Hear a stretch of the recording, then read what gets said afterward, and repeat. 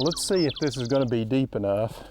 We're getting there. You know, when I plant a tomato, I really want to plant almost 80% of the stalk, and these have gotten rather tall. These are actually an heirloom variety called Charlie's Radiator Shop Mortgage Lifter. What I love about some of these heirloom tomatoes is that they have such interesting stories behind them. For instance, in this case, Charlie had a radiator shop, and he sold seeds, and he sold plants, and he sold tomatoes in the summer from his tomato garden that was next to his radiator shop.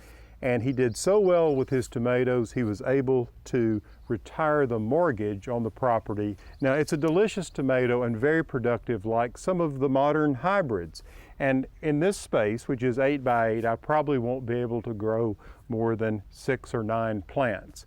But I wanted to focus just a moment on the idea of raising a few things in these raised bed systems. And if you don't want to grow a garden as large as the one you see behind me, you can certainly take the raised bed approach. And what I've done is created 3 of these 8 by 8 beds, and I have the 3 different beds because of crop rotation. It's really beneficial to rotate your crops. Let me give you an example. In this bed, I'm going to plant members of the tomato family. That would include peppers and eggplants. In the next bed, I'm going to plant members of the cabbage family, which would include Brussels sprouts and broccoli. And in the third bed, I'm going to plant members of the melon family, which would include squashes and cucumbers and so forth. And then next year, I'll rotate it around so the problems, the pests, the pathogens that affect tomatoes don't build up in the soil and cause you to have problems down the road. You stay a step ahead of these pests. So think about the raised bed concept. These are 2 by 10 pieces of cypress. I like cypress, redwood, or one of the cedars.